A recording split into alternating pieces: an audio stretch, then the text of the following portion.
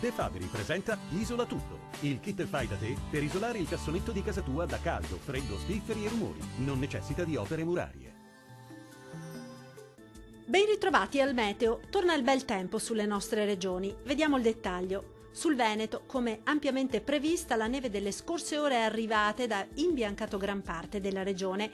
Giovedì invece a prevalere sarà un tempo asciutto e stabile con ampio soleggiamento ovunque. Temperature minime comprese tra -3 e 0 gradi, massime tra 3 e 6 gradi. Vediamo ora che tempo farà sul Friuli Venezia Giulia. Poche novità, torna il sole dopo una spruzzata di neve che ha coperto anche alcune località della regione.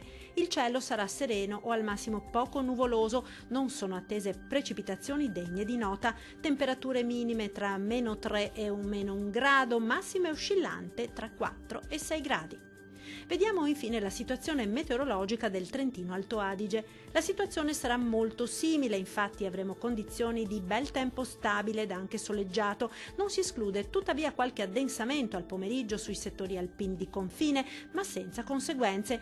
Temperature minime comprese tra -5 e -6 gradi, massime tra 8 e 9 gradi. Dal meteo di Antenna 3 è tutto. Arrivederci.